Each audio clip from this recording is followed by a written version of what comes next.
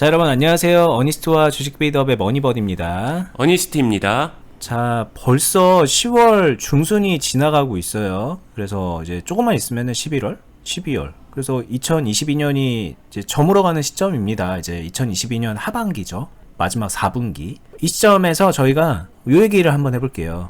연말 그리고 다가오는 연초 요 시점에 우리가 연말 연초쯤에 증시를 어떻게 이제 예측할 수 있을 것이며 과거 히스토리에 비추어서 어떻게 예측할 수 있을 것이며 지금 시점부터 우리가 연말 연초를 대비해서 어떤 식으로 주식을 하는 게 좋을지 이 얘기를 좀 해보겠습니다. 이제 과거에 보면은 오래전부터 이제 뭐 산타랠리 그래가지고 완전 연말에 연초 넘어가는 시점부터 증시가 좋다 뭐 이런 얘기도 좀 들어봤을 거고, 그러니까는 지금부터 이제 연말을 대비해서 현금을 마련해가지고 천천히 이제 사고 싶은 주식을 매집해 나가면 될까? 뭐 아니면 좀 기다렸다 해야 되나? 뭐 이런 여러 가지 궁금증이 드실 텐데 저희가 그런 관련해서 얘기를 나눠보도록 하겠습니다.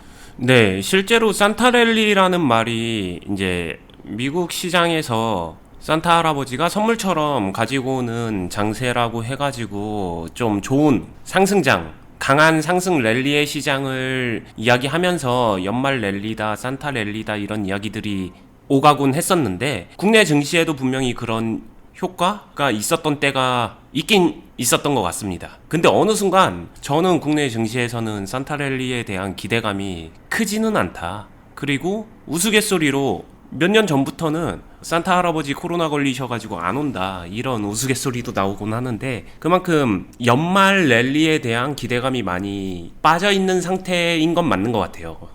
네.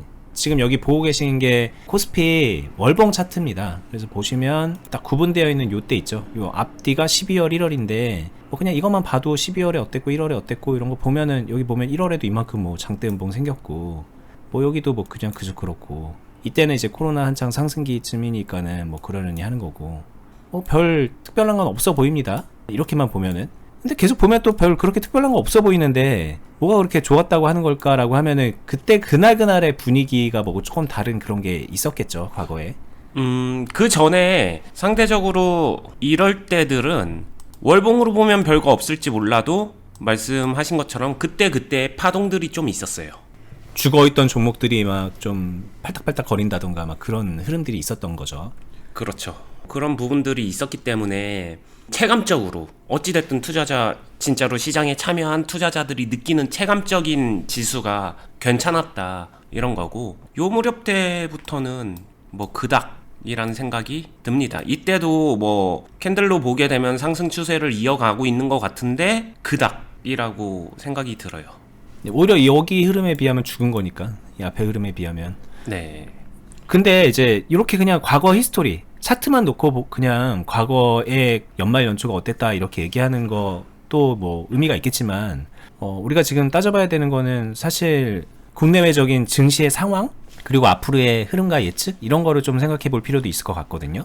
예, 대표적으로 지금 이제 환율 이슈도 있고 금리 인상 이슈가 가장 중요하잖아요. 근데 듣기로 그냥 이제 미국도 금리 인상이 이제 앞으로 몇 번 안 남았다. 뭐 자이언트 스텝, 빅 스텝 뭐 이런 것들이 있기야 있겠지만은 현재 이제 그냥 목표 금리에 도달을 해가기 때문에 올 연말이나 내년 초쯤이면은 이제 금리 인상도 정리가 될 것 같다. 이런 얘기가 나오고, 그에 따라서 이제 금리가 고점을 찍으니 그럼 그때부터는 이제 증시 바닥이 확인되는 거 아닌가? 그럼 그게 또 이제 공교롭게도 올 연말 연초 아닌가? 이런 생각들이 또 들 것 같거든요. 그러다 보니까 이제 앞으로 이제 연말 연초 지나면은 증시 좋아지겠거니 또 기대하는 분들도 많이 있을 텐데.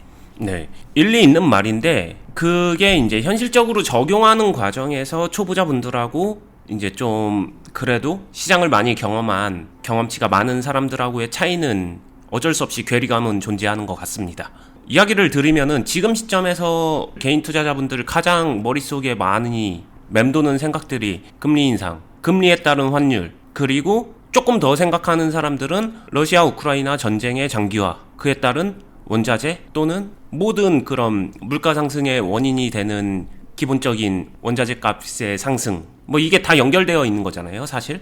금리 인상 자체도 인플레이션 때문에 지금 하고 있는 건데, 이 부분들이 뭐 하나 해결한다고 해서 되는 건 아니지만 기본적으로 생각하는 거는 금리도 이렇게 이런 밴드 파동을 가지고 있거든요. 금리 같은 경우에도 기본적으로 저금리 시대가 있게 되면은 지금처럼 고금리, 지금 자체는 이렇게 점점 금리가 올라가고 있는 시점. 그러고 나면은 어느 정도 오를 만큼 오르고 나면은 다시 이렇게 금리는 고점을 찍고 떨어진다. 이로 인해서 그럼 이때가 되면은 시장은 안정화되고 시장은 오히려 바닥권일 거다라고 생각을 하는데, 그리고 그 시점이 빠르면은 연말, 연초 이때랑 맞물리지 않겠냐 이런 얘기들을 하는 사람들이 있다고 생각하는데, 저는 이 부분이 일단은 물음표라고는 생각은 듭니다. 오긴 와요. 오긴 오는데 그게 무조건 연말 연초에 오느냐는 물음표일 것 같아요.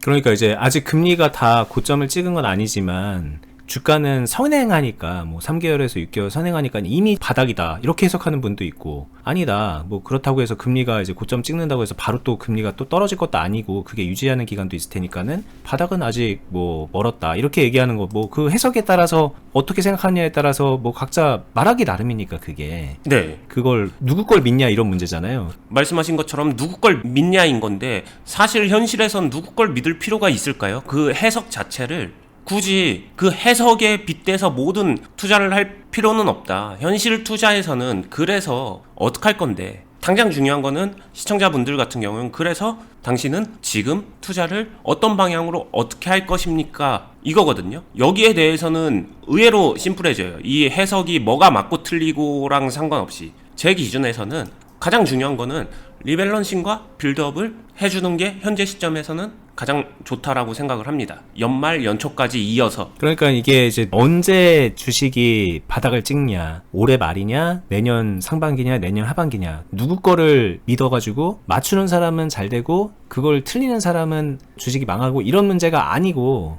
사실 그거 알 수도 없는 건데 그냥 그 말씀하신 대로 물음표로 남겨둔 채로 물음표인 상태에서 우리가 할 수 있는 거를 하는 게 최선이죠, 사실. 그쵸. 그런 의미에서 물음표인 상태에서는 우리가 뭘 할까? 지금 풀매수 때려야 되나? 뭐 그냥 막 현금 그냥 들고 기다려야 되나? 이런 게 아니라 리밸런싱을 하면서 포지션을 점점 유리하게 그냥 계속 만들어가면 되는 문제거든요, 그게.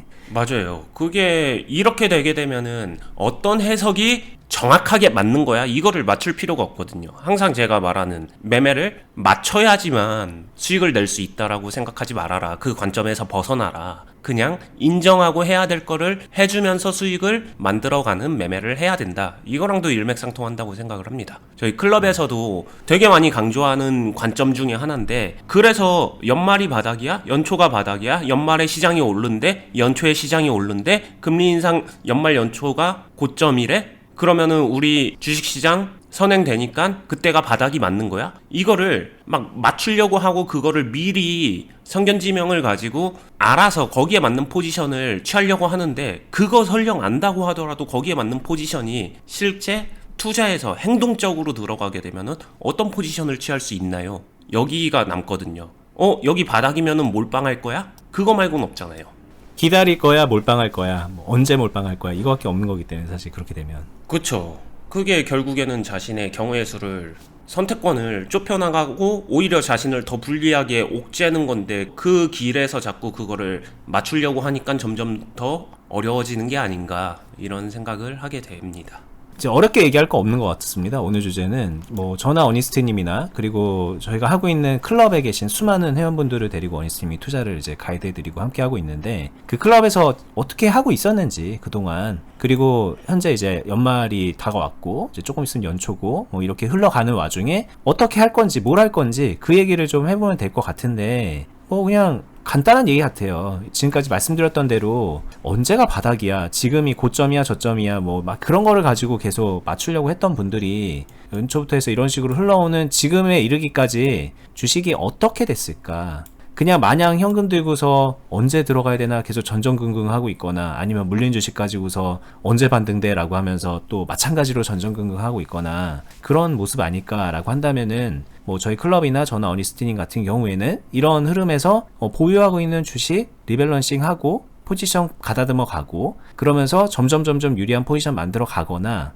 그러는 와중에 그때 생기는 흐름에, 개별 종목의 흐름에 맞춰서 수익도 계속 만들어내고, 그 수익을 그냥 수익이 좀 나다가 없어지네 이런 게 아니라 계속 내 걸로 실현시켜서 차곡차곡 쌓아가는 그런 뭐 어떻게 보면은 노말한, 그냥 어떤 상황에서든 해야 되는 그런 주식을 꾸준히 해왔다. 그러면은 수익도 쌓이고 포지션도 만들어 가는 게 된다. 앞으로 또 이 흐름이 이렇게 될지 우리가 알 수 없지만 결국은 그거에 맞춰서 이걸 계속 할 거고, 그러다 보면 계속 수익은 만들어진다. 그리고 또 그러다가 대세 상승이 또 접어들면 우리가 만들어 놓은 포지션으로 큰 수익도 거둘 수 있게 된다. 이런 얘기를 하는 거거든요, 이게.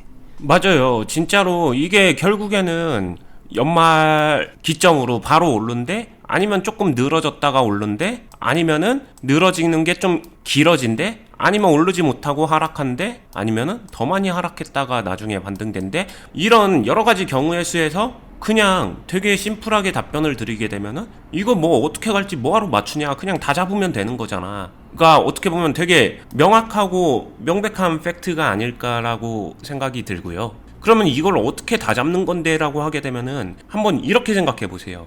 첫 번째, 저희가 항상 강조하는 빌드업을 통해서 언제든지 공격을 할 수 있는 상황을 만들어 둔다. 이거는 깔고 가는 거고요. 그리고 지금 계속 강조하는 해야 될 거 한다, 리밸런싱 한다. 여기서 초보자일수록, 그리고 하락장에서 시장이 어려울수록 초보자들의 리밸런싱은 과연 왜 이뤄지는가, 뭐가 목표일까를 가만히 생각해 보면은 그냥 물린 종목 탈출하는 게 목적이에요.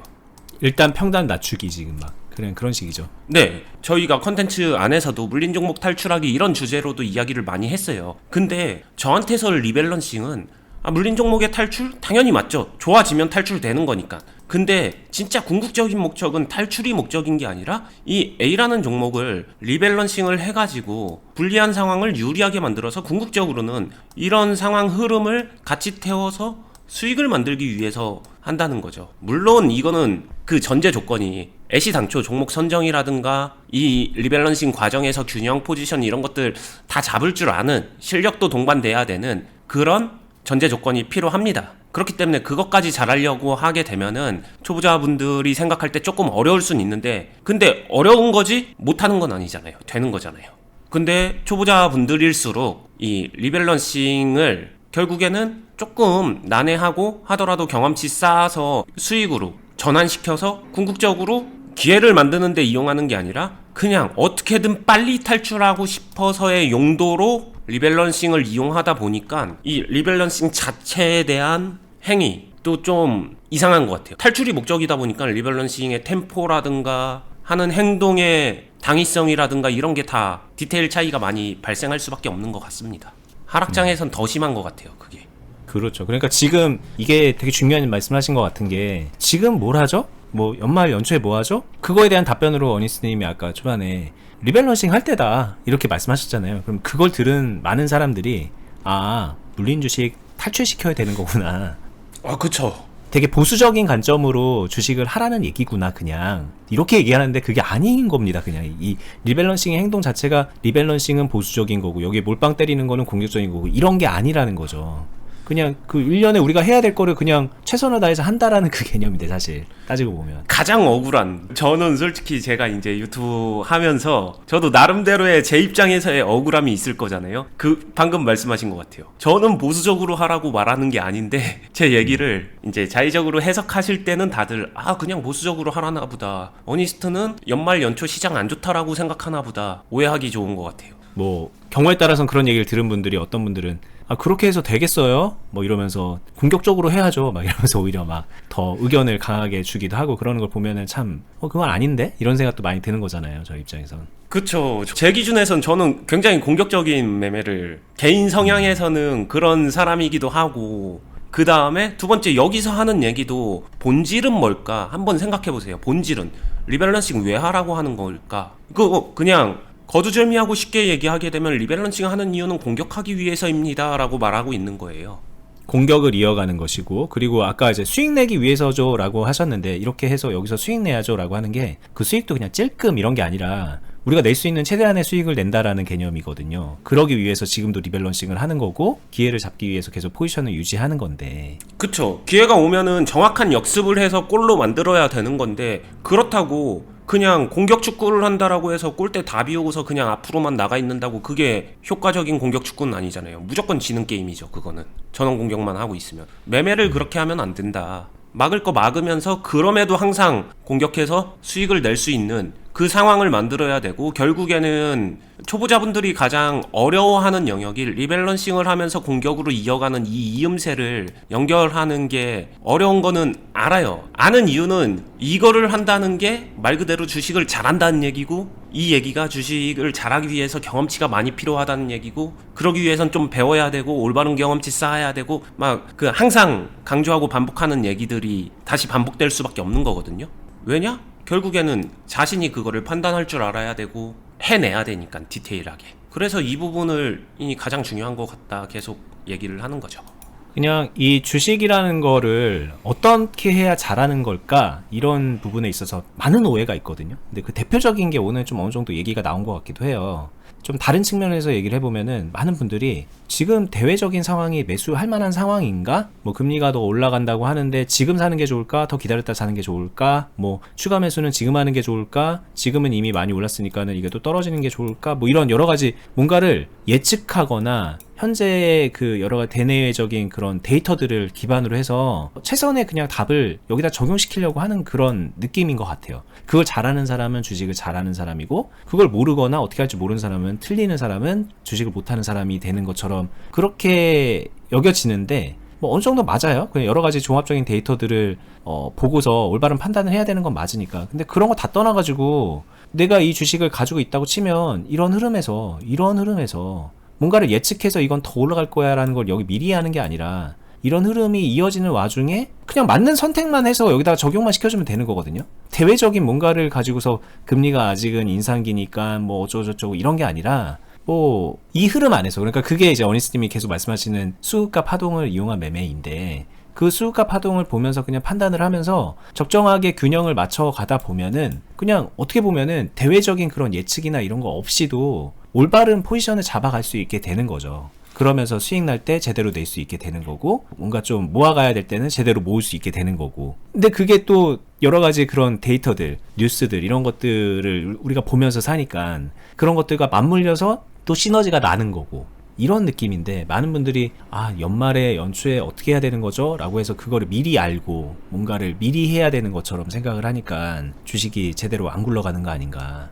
이게 설명이 어떻게 됐는지 모르겠지만 되게 큰 갭이 있어요. 그 주식을 어느 정도 궤도에 올려놓은 사람과 초보자들이 생각하는 그 지점에서는 너무 큰 차이가 있다는 거죠. 그게 딱 이건 것 같아요. 이 궤도에 올라갔다 올라가지 못했다가 이 보이지 않는 명확한 선이 존재를 하는 거고, 이 좌측에 있는 사람과 우측에 있는 사람, 여기가 고수, 여기가 초보자인데, 이 차이가 뭐냐면은, 분명히 존재하는데 보이지 않는 선이 전 주식 투자에서 가장 중요한 게 뭐냐면은, 이쪽에 있는 사람일수록 어떤 특정 이슈에 대해서 미리 선점하고 행동할 수 있다라고 믿고 그걸 위해서 굉장히 애씁니다.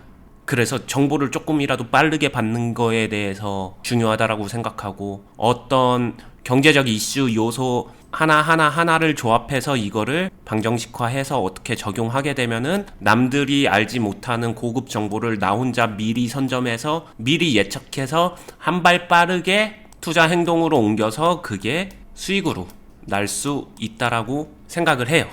이런 분들이 이제 특징이 어떤 텔레그램이라던가 뭐 그런 방에 막 정보 공유하는 그런 찌라시 공유하는 그런 데 막 들어가 있고, 네. 종목 토론만 하루 종일 보고 있고, 막 뉴스 기사 같은 것도 또 열심히 찾고, 뭐 그러면서 남들보다 한 발 빨리 정보를 얻으려고 하는 그런 특징이 있죠. 네. 근데 이게 여기서 원초적인 부분부터 이 쓰임부터 잘못된 거예요. 처음에 경제적인 상황 효과를, 고수의 영역은 이 아까 말했던 금리, 환율, 뭐 경제적인 이슈, 인플레이션, 뭐 기타 등등 이런 요소들 있잖아요. 그걸 가지고 정보를 선점하려고 하는 게 아니라, 그걸 확인하면서 내가 투자 전략을 어떻게 짤지, 이거를 토대로 해서 여기서 이걸 확인하고 이 전략이 시작된다라는 차이가 있어요.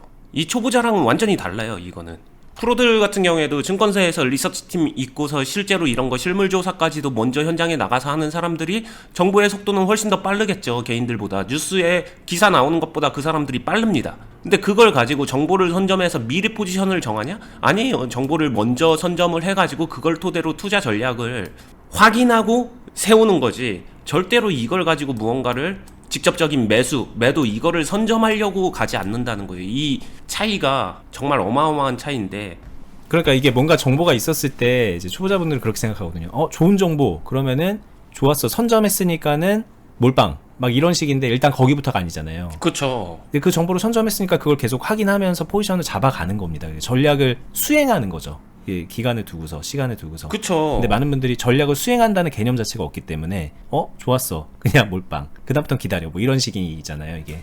그게 결국에는 제가 계속 얘기하는 초보자일수록 예측하는 매매를 하고 고수일수록 확인하는 매매를 한다. 진짜 이 고수한테 들어가는 똑같은 정보를 초보자한테 준다고 하더라도 이 초보자는 그 정보를 가지고 그걸 토대로 예측하는 쪽으로 갈 거예요. 그러니까 어차피 안 된다는 거예요. 진짜 말도 안 되는 S급 비밀 정보를 준다고 하더라도 그렇게 될 겁니다. 저희 클럽에도 이제 회원분들이 가입을 하면 뭐 어떤 종목에 이런 얘기를 들었는데 어떤가요? 뭐 이거 가지고 앞으로 어떻게 전략을 세워야 되나요? 이렇게 물어보시거든요. 근데 사실상 그런 얘기에 대한 답변은 거의 동일한 것 같아요. 별 의미 없는데요. 사실 그 정보보다는 지금 뭐 계좌 상황이 어떤가요?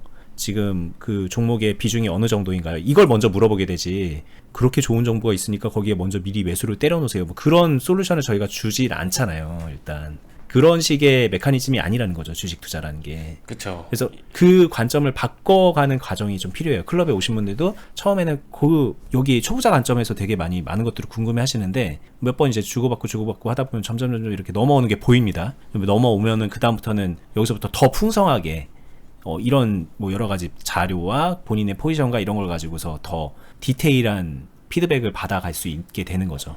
그러면서 실력이 늘고. 그렇게만 돼주면은 진짜 중요한 거랑 덜 중요한 거 주객이 정확하게 바뀌어주면서 올바로 그것만 딱 핀트만 조정이 되면요, 이런 이슈들 이용을 할 거면은 자신의 포지션 안에서 이걸 이용해서 파동이 어느 정도이기 때문에 비중을 어느 정도 컨트롤한다, 이런데 이용하는 건 얼마든지 괜찮아요. 고수들도 그걸 하고 그렇게 해주게 되면 이런 이슈를 확인하면서 내가 대응을 짜는 거니까. 이게 그냥 이 차이를 꼭 이해했으면 좋겠고, 여기서 확장하고 연장해서 생각하게 되면 오늘 이야기처럼 시황, 그리고 연말 연초에 대한 대응, 이것도 마찬가지예요. 연말 연초에 대한 이 대응 아니면 매매 전략 이런 것들 역시도 연말 연초에 시장이 떨어질 거니까, 시장이 오를 거니까 이렇게 하셔야 됩니다. 그런 쪽으로 세우는 거는 좀 더 초보자적인 관점에서의 연장선이고, 고수의 관점에서 들어가게 보면은 연말 연초에 이런 것들, 아까 얘기했었던 금리적인 부분, 환율적인 부분, 러시아 우크라이나 전쟁과 관련된 이슈들, 이런 것들과 관련된 얘기가 뭐가 됐든 나오겠죠. 그거를 일단 확인하세요. 그리고 그거랑 별개로 우리 시장 특징상 개별 주식들, 개별 종목들에 대한 매도세 아니면 포지션 정리, 재정비, 이걸 한다는 거는 어찌됐든 파동이 나온다는 얘기예요. 그 파동을 확인하세요. 이 두 가지를 확인해서 그거를 내 상황에 맞춰서 투자 전략을 세우세요. 이때 필요한 거는 아마 리밸런싱이 될 거고, 공격적으로 갈 때는 빌드업이 될 겁니다. 이렇게 연결이 되면은 생각이 제 머릿속에 펼쳐져 있는 생각들을 좀 정리해서 말씀드리는 것 같습니다. 뭐 그리고 사실상 이게 또 온전한 선정은 될 수 없는 게 연말 연초에 본인이 보유하고 있는 종목이 되게 좋은 기회를 줄 수도 있는 거잖아요. 뭐 개별 종목에 따라서 사실 뭐 그러다 보면은 리밸런싱 하다가 더 적극적인 공격도 할 수 있는 것이고, 뭐 그 와중에 수익 극대화도 할 수 있는 거겠죠. 뭐 그러니까 그 부분을 저희가 다 미리 예측하고 말할 수도 없는 부분이라서 사실은 그냥 보편적인 얘기를 하는 거에 불과해요 지금은. 그쵸. 그런 거 오게 되면 개별적으로 그런 종목을, 그런 파동을 만나게 되면 그거를 이용할 줄 알아야 되죠. 그럼 그건 연말연초라서가 아니라 그거는 일상 평상시 시장에서도 얼마든지 올 수 있는 거고, 그거는 그러니까 기본기에 가까운 요소인 거고, 결국에는 기본기가 중요한 거고. 그렇죠. 근데 그때 많은 분들이 기본기 자체가 없기 때문에, 그리고 주어들은 정보에 의지해서 주식을 하기 때문에 어니스트님이 리밸런싱 하랬는데 그러면서 그때 그 좋은 기회를 또 날려버리는 경우도 생긴단 말이에요. 그쵸. 리밸런싱이 탈출 목적이니까. 그러니까 그래서 저희가 이게 사실 유튜브만으로도 정보를 드리는 게 한계가 있어요라는 게 대표적인 예입니다. 이런 것도. 그쵸. 그럴 때는 공격해서 수익을 극대화 땡겨야 되는 건데, 거기서 리밸런싱 하랬으니까 도망가야지 이러면서 나는 시킨 대로 잘했어 이렇게 된다는 게, 그러면 답답하죠. 가슴이 아프죠. 뭐 심지어 도망도 못 가는 경우도 생기고, 그러다가 기회 다 날리고 수익 실현해야 되는 마당에 막 물타다가 리밸런싱 잘못하다가 그러다가 그쵸. 어설프게 그렇게 하게 되면은 진짜 시간 들이고 공 들여가지고 기회 만들어 놓은 거 다 날리고 다시 물리고. 그래서 열심히 고생했는데 그 다음에 같은 상황에서 수익은 하나도 못 챙기고 똑같은 행동을 또 해가지고 또 그거의 반복. 그럼 마이너스의 연속, 마이너스만 쌓아가는 아주 신기한 상황도 만들 수 있는 거죠. 누군가는 여기서 항상 플러스를 만드는데 이 차이인 것 같아요. 결국에는 같은 흐름에서 마이너스를 만드느냐 플러스를 만드느냐의 차이죠. 그래서 저희가 이제 기본기를 늘 강조하는 거기도 하고, 해야 될 거를 하는 게 기본기인 거잖아요. 그때 우리가 해야 될 것만 딱 한다. 그럼 그게 기본기거든요. 그러니까 그걸 못하니까 많은 분들이 주식이 꼬이는 건데. 그리고 기본기도 쉬워서 기본기라고 말하는 것 같다. 단어가 주는 그 어감이나 뉘앙스가 있잖아요. 그렇게 생각하는데 주식 투자에서 기본기를 제가 강조하는 거는 그 기본기 누구나 할 수 있으니까 아무나 할 수 있으니까 쉽다라고 무시하고 치부할 문제가 아닌 게 저는 이렇게 생각해요. 그냥 일반적인 한국에서 주식 투자를 자연스럽게 한국식으로 시작한 사람들 중에서 기본기 아는 사람들이 저는 10% 내외라고 생각합니다. 그러니까 그 10%도 되게 오래 해가지고 어떻게 하다가 깨닫게 된 사람들의 경우지, 하자마자 아는 사람은 저는 없다고 봐요. 네.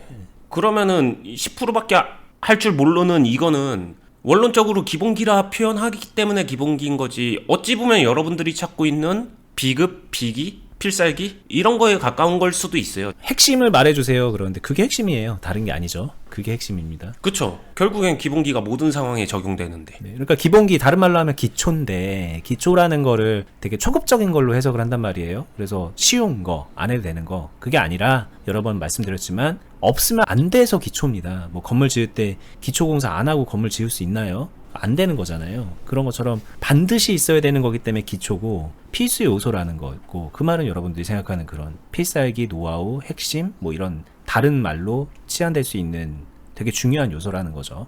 그쵸. 진짜 뼈대 같은 거죠. 그래서 뭐 결론은, 오늘 이제 주제는 사실상 연말 연초를 앞둔 시점에서 우리가 진짜 연말이 되면 또다시 이런 얘기를 하게 될지도 모르겠지만, 뭐 이제 그런 얘기를 논할 때가 됐으니까 오늘 주제로 삼아 봤는데요. 연말이라서 뭘 포지션을 뭐 더 현금을 많이 가지고 있고 더 적극적으로 매수를 하고 이런 게 아니라, 그리고 금리가 뭐 인상이 이제 끝나가니까는 이제는 바닥이 가까워졌으니까 우리가 막 돈을 모아서 필살기를 쓸 준비를 하자, 이런 게 아니라 어떤 상황에서든 내가 해야 될 거를 할 수 있는 능력이 있냐 없냐, 그거 먼저 좀 체크하자, 이 얘기로 다시 회귀해서 돌아가는 것 같고요. 그리고 굳이 이제 연결지어서 말씀드리면은 연말 연초에 어쨌든 뭔가 파동은 만들어질 가능성이 높고, 그리고 어쨌든 이 증시의 바닥이 가까워짐에 따라서 전환이 되는 시점이 올 텐데, 그러면 분위기는 달라질 텐데, 그 시점에 기초가 있는 사람과 없는 사람은 확연한 차이가 있을 거다. 지금도 이미 그 차이는 계속 격차는 벌어지고 있는 거고, 그때 가서도 큰 차이가 만들어진다. 뭐 그런 느낌으로 받아들이시면 여러분들이 지금 조급해야 되는 게, 나 지금 마이너스 30%여서 조급합니다, 이런 게 아니라, 이제 바닥이 다가오는 것 같은데 뭘 해야 될지 몰라서 조급합니다, 이런 게 아니라, 내가 지금 현재 실력이 없는 상태에서 하루하루를 보내고 있구나, 되게 아까운 시간을 보내고 있고 기회를 날려버리고 있구나, 그래서 조급해야 되는 게 맞는 거거든요. 그렇게 생각을 좀 바꾸시는 게 필요하지 않나, 그런 말씀을 드리고 싶습니다. 와, 마지막 이야기는 진짜 확 와닿는 말이네요. 네. 사실 저희가 이제 클럽을 왜 하냐, 유튜브를 왜 하냐, 이거니까, 이걸 좀 알려드리고 싶은 거니까, 어니스님이나 저나 그런 생각으로 하고 있고요. 여러분들 오늘 저희 얘기가 좀 많이 인사이트가 됐으면 좋겠습니다. 여러분들 마음속에 동기부여도 많이 됐으면 좋겠고, 매번 반복하는 얘기 같지만은 오늘 얘기, 어제 얘기, 내일 얘기가 다르게 느껴질 테니까는 아직 잘 모르겠는데, 그러면은 긴가민가 하는 마음으로라도 앞으로 영상들 좀 보시면 좋을 것 같고, 과거 영상도 같이 보시다 보면은 이해하는 데 부족했던 그 퍼즐 조각이 끼워 맞춰질 수 있으니까 저희 영상들 이제 여러 개 보시면서 그렇게 동기부여, 실력, 뭐 이쪽 부족한 부분들 채워갔으면 좋겠다 말씀을 드리고 싶고요. 그리고 이제 뭐 영상 마지막마다 매번 말씀을 드리는데, 저희가 유튜브 말고 또 하고 있는 매체가 있는데 네이버 카페예요. 그 카페에 오시면은 뭐 다른 거는 크게 없는데 저희가 하고 있는 클럽을 확인할 수 있고, 클럽 공지 확인해서 가입할 수가 있거든요. 클럽에 오시면은 그냥 심플하게 말씀드리면은 실전 매매하면서 주식 그대로 배울 수가 있습니다. 어니스트님한테. 저도 이제 그 클럽에서는 크게 역할을 안 해요. 어니스트님이 대부분 해주시고 계시고, 어니스트님의 직속 제자분들, 그 투자 회사의 직원분들, 저희가 이제 팀을 같이 꾸려서 그 클럽을 같이 운영을 하고 있거든요. 그러니까 좀 제대로 주식을 배우고 싶고 기초를 닦고 싶다, 기본기를 내 걸로 만들고 싶다라고 생각이 드시면 클럽 오시면 제일 확실하지 않나 이렇게 말씀을 드리고 싶습니다. 어떻게 오는지 간단하게 설명드리고 마무리할게요. 자, 일단은 네이버에서 검색을 해주세요. 저희 네이버 카페 이름이 주식 빌드업 공유 카페입니다. 그래서 검색을 해서 맨 위에 나오는 검색 결과 타고 들어가시고 네이버 로그인한 상태에서 카페 가입 한번 해주셔야 됩니다. 가입이 다 되고 나면은 이제 클럽 공지 보시면 되는데 전책을 보기 누르고 맨 위에 있는 필독 공지 있죠. 요거 주주회원이라는 이름으로 돼 있어요. 요 클럽 가입 신청하기 안내를 보시면 쭉 글로 설명도 돼 있고 중간에 영상으로도 과거에 저희가 설명해 놓은 거 링크 해놨습니다. 그리고 아래쪽에 보시면은 파란색으로 가입 신청서 작성하기 있죠. 요거 눌러서 가입하시면 되고요. 여기 오시면 진짜 뭐 여러 가지 해결될 거예요. 이게 기간이 최소 1년 단위로 배우는 거기 때문에 1년 동안에 많은 것도 배울 수 있고 그리고 이 안에서 배움 이상을 또 추구하는 분들이 있어요. 요 안에서 수익도 많이 만들어낼 수 있고 내가 처음에는 기본기만 닦으려고 했는데 그 이상을 좀 실력을 닦아야겠다라는 생각을 하시는 분들은 2년, 3년, 4년 이렇게 오래 머무르시면서 계속 함께 하시는 분들도 있고 오시면은 그 선배분들을 통해서도 또 많은 것들을 느끼고 배울 수 있거든요. 묻어가는 선배도 많습니다. 나는 그냥 좀 마음 편하게 주식하고 싶다라고 생각하셔서 오시는 분들도 많이 도움된다 이 말씀 드리는 거예요. 뭐 그런 여러 가지 효과가 있으니까는 혼자서 좀 어렵다, 좀 더 잘하고 싶다, 뭐 여러 가지 생각 드시는 분들은 오시면은 저희가 많이 도와드릴게요. 이 클럽도 그렇게 이용하시고요. 저희 유튜브도 구독해두시고 앞으로 영상들 계속 봐주시고요. 저희는 다음에 더 유익하고 좋은 영상으로 찾아뵙도록 하겠습니다. 끝까지 보시느라 수고 많았습니다. 감사합니다. 감사합니다.